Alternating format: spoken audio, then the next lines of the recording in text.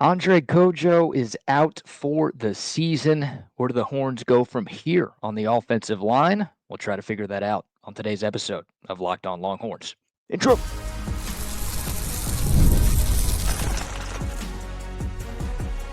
You are Locked On Longhorns, your daily podcast on the Texas Longhorns. Part of the Locked On Podcast Network, your team every day. Welcome in. You're locked on to the Texas Longhorns. I'm your host, BK Brad Kellner, Texas grad, Austin local, and longtime sports radio host here in the Lone Star State. Thank you for making Locked On Longhorns a part of your day every single day. We're free and available wherever you post your podcast and on YouTube as well.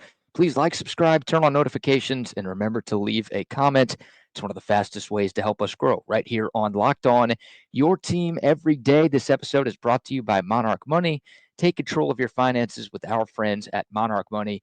Use code LOCKEDONCOLLEGE at monarchmoney.com for 50% off your first year.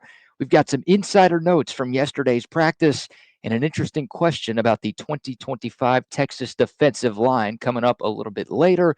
But first, I'm sure all of y'all know this by now. Offensive tackle Andre Cojoe is going to miss the entire 2025 season after he suffered a right knee injury in Saturday's practice. Steve Sarkisian is actually going to meet with the press a little bit later today. I'm sure he'll provide some updates on what exactly happened. But right now, we do know that Andre Cojoe will not be a part of things for the upcoming season. And I want to figure out exactly what happens next for Texas on the offensive line. Even though Andre Cojoe probably wasn't going to be a starter, this is still a massive loss for the Horns. Offensive line depth is extremely important, especially linemen who have experience and experience within the program. Those guys don't grow on trees, and it's rare in today's college football to have a player going into his third year who's comfortable sitting, waiting his turn, and is willing to do whatever he possibly can to help the team win. That's what Andre Cojoe was. Felt like this was finally going to be the year he was going to get some significant playing time on the offensive line, but it's not happening. So those guys are tough to find, and Texas doesn't have a lot of those guys at tackle right now. They've got a few on the interior of the offensive line with what they've got at center and guard, but at tackle, the only other player with more than one semester of college football experience is Jaden Chapman, a third-year guy who was cross-trained at both tackle and guard. So he hasn't even been a full-time tackle. At least he hasn't been yet. Maybe that changes with the Andre Cojoe injury, but that's where Texas is right now. So this is a tough loss, and this may be Captain Obvious stuff here, but Texas can't afford another loss at tackle. Like, that room cannot be this year's running back room. Of course, Texas lost both C.J. Baxter and Christian Clark during fall camp before the 2024 season. They had to add Velton Gardner like 9 days before the season opener last year. You don't want to be in another situation like that this year, especially on the offensive line. So one injury is bad enough. You knock on wood, you cross your fingers, and you pray that Texas isn't going to get any more attrition up front. So, again, where do the Longhorns go from here? Well, we may have gotten some answers to that question at practice yesterday. Freshman offensive tackle Nick Brooks, who had a fantastic spring on the field, did get into a little bit of trouble off the field, but on the field, he did just about everything right in his first spring on the 40 acres. He actually worked with the first team offense in place of Andre Cojoe at right tackle yesterday. Of course, Brandon Baker is there too. Baker and Kojo had been rotating with the number one offense. Now it sounds like Nick Brooks is kind of taking Kojo's spot in that rotation. So that suggests that we might have ourselves a new competition on the right side of the offensive line. I think it's very safe to call Brandon Baker the favorite there. I think he'd be a heavy favorite if you were making odds out in Vegas. After all, I did expect Brandon Baker to beat out Andre Cojoe for that starting job at the right tackle position. I think most Texas fans did too. But the staff is clearly enamored, it's the word I'll use, with Nick Brooks. And, his frame, the guy's 6'7", 350 pounds. What he did in the spring, what he did in the summer, the staff clearly feels like there is something there. 4-star recruit. He's got the size that you're looking for, has the strength that you're looking for, and he's got some serious upside. We've talked about him a couple of times being the potential backup to Trevor Goosby at left tackle. Now, maybe Nick Brooks is your first backup at both tackle positions, or hell, there's a shot he is competing to be the starter at right tackle. So, a name to be paying attention to over these next few weeks for sure is Nick Brooks. Another guy that we brought up yesterday, a true freshman, Jordan Coleman. He's a little bit behind, so he's in the same recruiting class as Nick Brooks, but Brooks was here for the spring. Coleman did not enroll early, so he's only practiced for a couple of days at Texas. Went through summer conditioning, but in terms of on-field practice, well, that started last Wednesday for Texas, and that's all you have with Jordan Coleman. Yesterday, he was actually working with the left tackles a little bit more, but it sounds like the first 2 days of Texas practice last week, he was on the right side of the offensive line. So maybe it's just normal cross training for him. They don't want to make any major changes with his plan of development, right? They want him to get some work in on the left side and on the right side. So part of me thinks that, hey, they should be focusing more with Jordan Coleman at right tackle just to give you some extra depth there.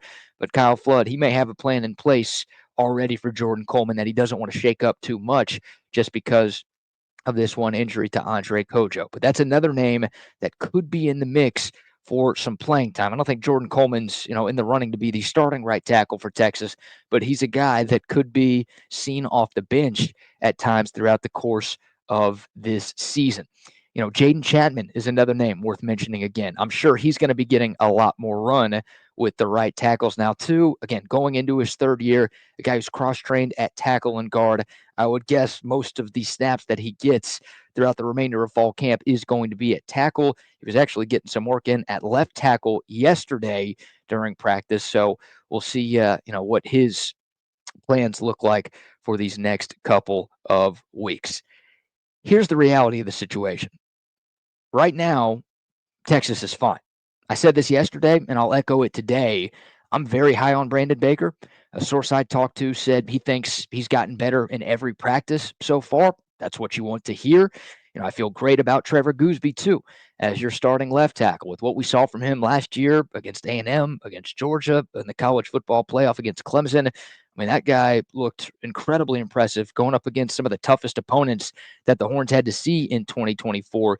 He's got the frame. I think Trevor Goosby is going to have such a good season to where he's gone after this year. Remember, he's draft eligible following 2025. He can go pro. I think he is going to go pro. I don't think he's going to be a very high draft pick because of what he's able to do this fall. So I love what I hear about Trevor Goosby this offseason, too. Don't just want to bring up what he's done last fall. Been hearing great things about him over these last few months as well. So again, right now, I feel great about where Texas is at the tackle spot. But if something happens to Trevor Goosby or Brandon Baker, or heck, I'll even throw Nick Brooks in there, I don't think Texas is fine. I don't. Right now, they're okay. One more guy goes down. I think they're in a tough spot. And it's kind of a tough predicament for this coaching staff right now because of who Texas opens up the season against. Like, you obviously need to get your offensive line ready for a huge game against Ohio State. We saw the coaches poll come out yesterday. Texas won, Ohio State 2. That's a huge matchup for a number of different reasons. So you want to make sure that your guys are buttoned up and ready to go win that game in the shoe. But on the other hand, you also desperately need to avoid losing another guy to injury in practice. We're talking about practice here. So what do? People always use the phrase, "I'll wrap them in bubble wrap." Again, when you're talking about going up against the team you've got to see 25 days from now, I don't know if you can just say, "Hey, offensive line, we're good. We don't need to work on anything. Let's just keep you guys healthy." I don't think Texas can afford to do that. So tough predicament for the coaches. Again, we should get some answers from Steve Sarkisian a little bit later today. I'll also add this. Games 2 through 4 against San Jose State, UTEP, and Sam Houston, they might not look like much on the schedule. They are going to be vitally important for Texas on the offensive line. Like, hopefully you get through this first game with your starters intact, but you're going to have to get those young guys some in-game experience just in case they're needed in conference play and potentially in a college football playoff as well. So again, the Ohio State game, you got your starting 5. Hopefully those guys are fully healthy on August 30th. But weeks 2 through 4, hopefully you're able to build up a pretty big lead and you can rotate some of those offensive linemen to most importantly, keep your starters healthy, but also to get those younger guys some in-game experience just in case. So, again, as of right now, the panic meter not very high, but one more bit of injury news, and we start to lift the glass over the panic button or over the emergency button, whatever you want to call it. We'll see. We'll see how this goes. But yeah, tough situation. Again, you feel for Andre Cojoe, who's put in a ton of work to get his body right. He was in the best shape he's ever been in going into this year's camp. And you felt like he had a chance to play a big role for this offense this year. And now we wish him all the best, a speedy recovery, and hopefully he'll be back for 2026. But obviously for Texas on the offensive line in 2025, they got to make sure that they've got some guys ready to go. Goes without saying how important that position is to the success of this Texas offense this coming year. All right, well, take your thoughts. If you're watching on YouTube, comment below. What's your level of concern? Scale of 1 to 10. What's your panic level at for Texas on the offensive line right now? Or do you trust in Kyle Flood and Steve Sarkisian to get the O-line right and ready to roll? Man, just again, cross your fingers that we don't get any more injury news right there. All right, let's talk about practice, shall we? The latest and greatest insider nuggets from what's been going on at Texas Fall Camp, including some notes on a position group that continues to steal the spotlight early on. We'll get to that next right here on Locked On Longhorns. But first, a word for our friends at Monarch Money. You ever wish managing your money felt easier? Well, with Monarch Money, it can. Whether you're growing your savings or planning for a big purchase, Monarch puts you in the driver's seat. It's like having your own personal CFO, giving you full control and visibility over all of your finances. You no longer need 5, 6, 7 different accounts to keep track of your spending. Now, all of your credit cards, all of your investments, your crypto, anything you need is all in one place. Plus, if you got a family, you've got some shared accounts, you want to throw your wife or your husband's account in there, boom, you could do that as well. With Monarch Money, you don't need to just manage your money. You can start actually building wealth. They've made it so much easier than ever before. So it's time. It's the perfect time to take control of your finances with our friends at Monarch Money. Use the promo code LOCKEDONCOLLEGE at monarchmoney.com, and you're going to get 50% off your first year. Again, monarchmoney.com is the website. That promo code is LOCKEDONCOLLEGE. You do that, you're going to get 50% off your first year with Monarch Money.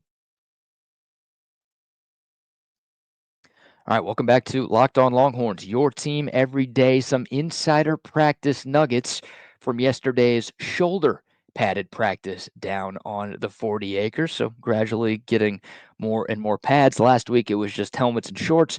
They brought out the shoulder pads yesterday, and we're getting closer and closer to fully padded practices down on the 40 acres. Some takeaways from what went down yesterday. Well, it was another good day for the Texas defense, more specifically the pass defense. Anthony Hill had an interception of Arch Manning. Kobe Black had an interception. Santana Wilson had an interception.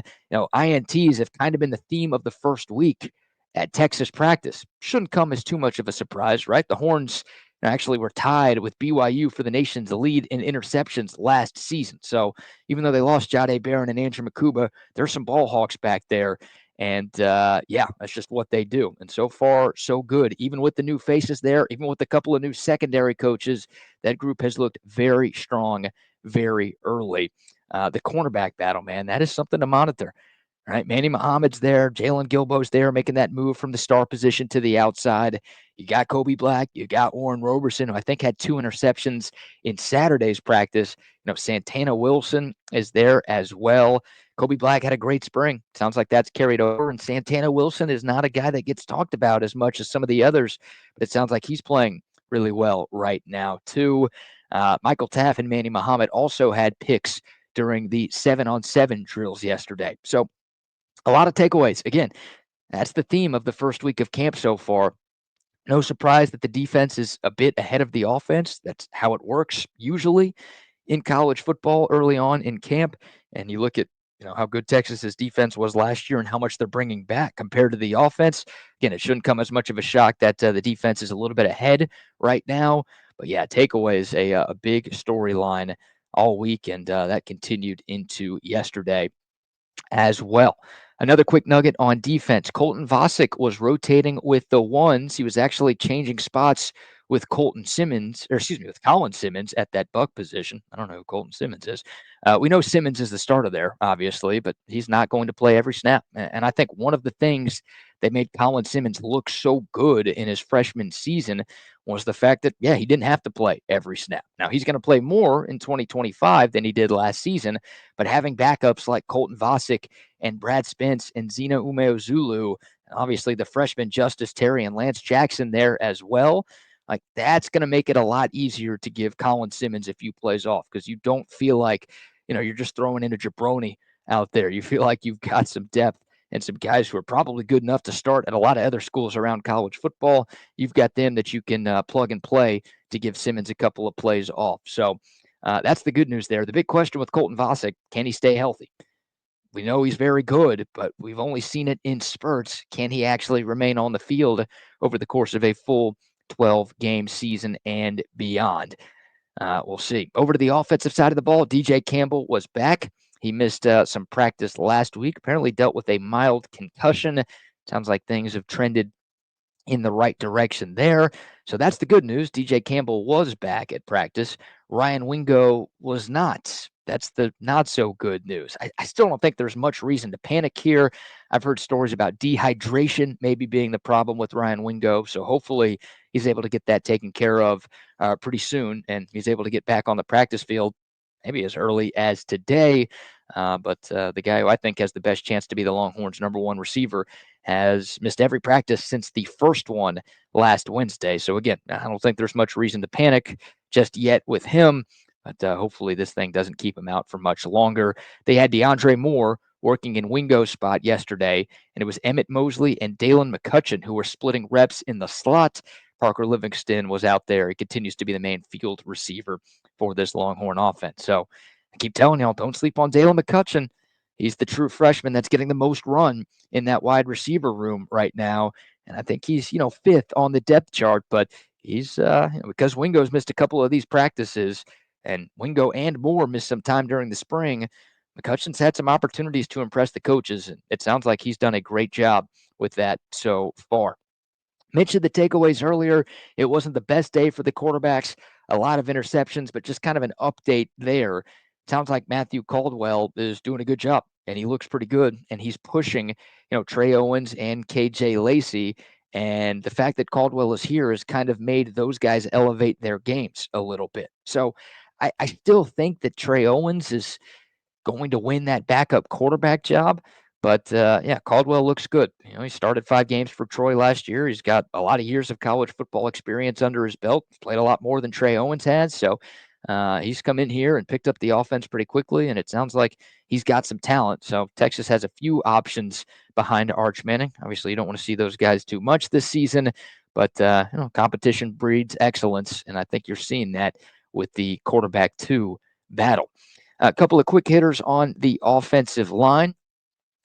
Outside of Arch Manning, I think Cole Hudson may end up being this offense's MVP. I know that might sound like a stretch, and I know it's not the sexiest pick out there, but Cole Hudson's versatility up front, it could pay huge dividends for the Horns, right? He can play center. He could play either guard spot. It sounds like he can even be an emergency tackle as well. Now, you really don't want to get to a situation where you feel like you have to play Cole Hudson on the outside, but it's becoming increasingly obvious just how valuable this dude is to not only the offensive line, but to the entire team. Just his ability to fill in and play maybe any of those 5 offensive line positions, that is massively important. I mean, Cole Hudson's an experienced guy. He's played in a ton of games at Texas. I think 38 is the number of appearances that he has, and I think he started 13 games in his Longhorn career as well. He's a good player. He is very versatile, and he's kind of that Swiss Army knife, right? You got to have depth up front. We talked about that in segment 1 when going over the Longhorns' plans. Now that Andre Cojoe is out for the year, you got to have depth. Cross-training is a big part of what Kyle Flood believes in, and actually have guys who could, pick it up and be good enough to play at multiple spots on the line. That's a big deal. And Cole Hudson has proven the ability to do that, and I think he is continuing to do that right now. And you start to think about what this Texas offensive line could look like in terms of shuffling the deck. Maybe Neto struggling at left guard a little bit, or Texas has an injury at guard. Cole Hudson, who's more than likely going to start the year as the center, he could slide over to one of those guard spots. Then you could bring Connor Robertson in to play center. Shout out to him, too. It sounds like he's really elevated his game over the last year or so. So, yeah, Cole Hudson, man, don't sleep on him. His name's not going to be brought up a ton on the TV broadcast this year, but he is an invaluable piece for what Texas is going to do up front. And again, with that Andre Cojoe injury, the value of Cole Hudson increases even more. So there you go. A few takeaways from yesterday's practice down on campus. We got one segment left on a Tuesday show. I want to ask a question about the defensive line. Is it possible that Texas is actually better on the defensive line in 2025 than they were in 2024? Might sound crazy on its surface, but I'm going to make a case that the answer to that is yes. We'll get into that next right here on Locked On Longhorns. Oh, but first, it's time to fuel up and turn it up with our friends at 5 Hour Energy. Check out the 5 Hour Energy Transfusion. That's right, it brings the bold grape, ginger, and lime flavor of your favorite golf drink, minus the alcohol, and it turns it into a quick, energizing shot. So whether you're sinking birdies on the course, if you're just making memories with friends, this one is a hole-in-one for your energy game. And let's be honest, I mean, it's hot out there. You're playing golf. It's tough to get through a full 18. Heck, it's tough to get through 9 with the temperatures that we have in Texas these days. If you're on the course or if you're off it and you just need that extra boost to stay sharp and energized, boom, our friends at 5 Hour Energy Transfusion have you covered. Golf is all about good times with good people. Now it's about good flavors as well. The grape, ginger, lime flavor gives you the best part of your clubhouse go-to without having to wait for the beverage cart to come around. Yeah, they've made it so easy to stay energized on the course. And again, the taste is great. If you go over to 5hourenergy.com, that's the number 5hourenergy.com, you can use my promo code LOCKEDONGOLF to receive $20 off your order. This offer is only valid through September 30th, and it's only valid on one order and cannot be used with other promotions.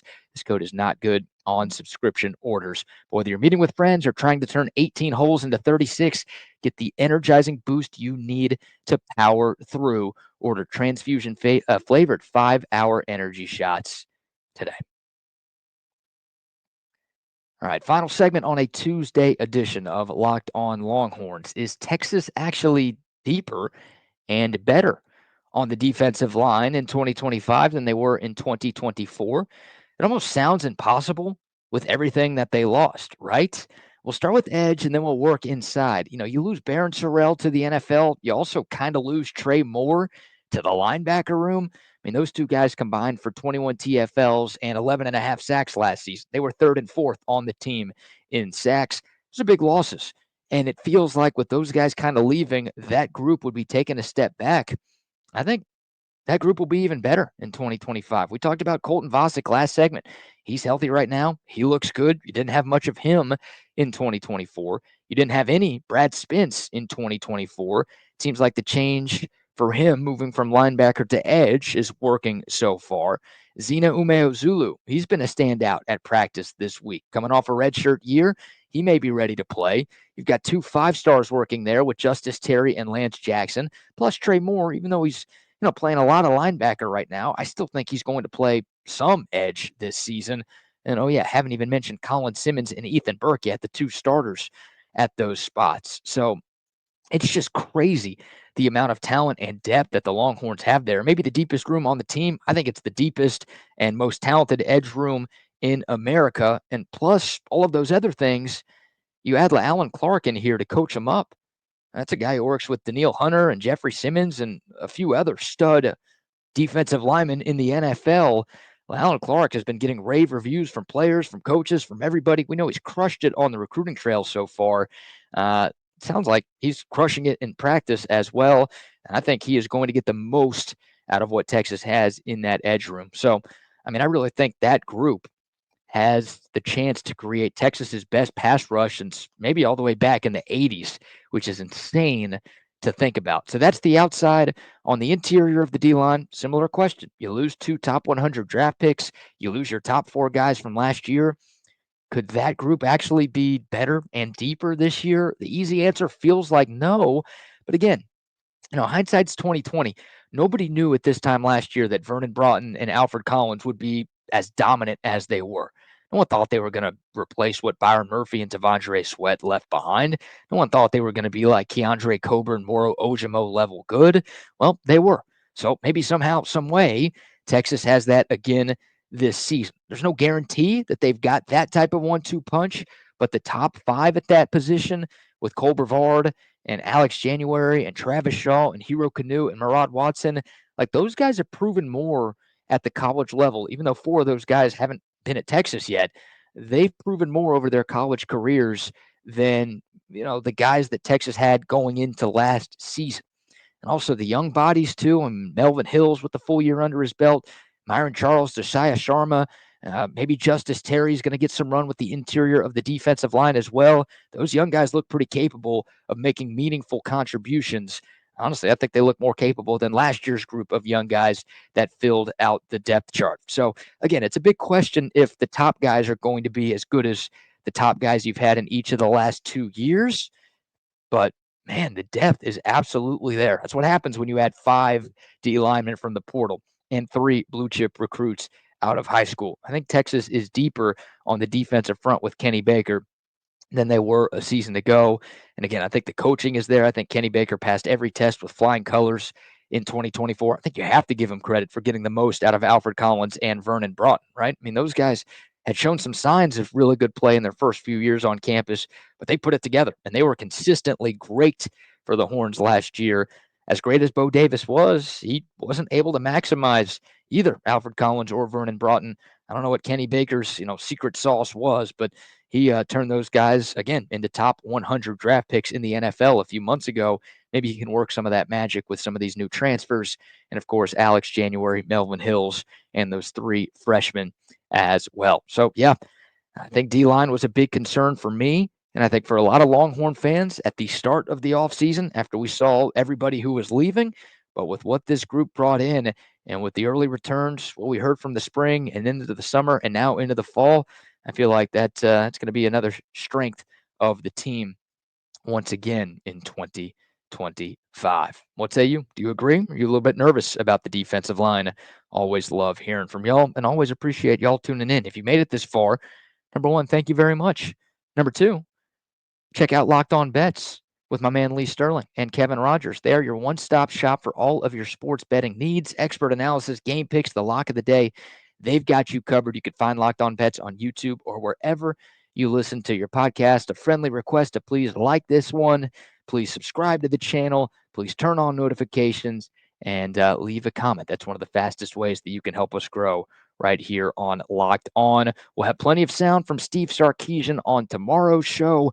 We'll have more updates from what's going on with Texas football practice as well, and some recruiting conversation coming your way too. So keep it locked in to Locked On. But that's going to do it for today's show. Until next time, horns up, mics off. We'll see y'all soon. This is Locked On Longhorns.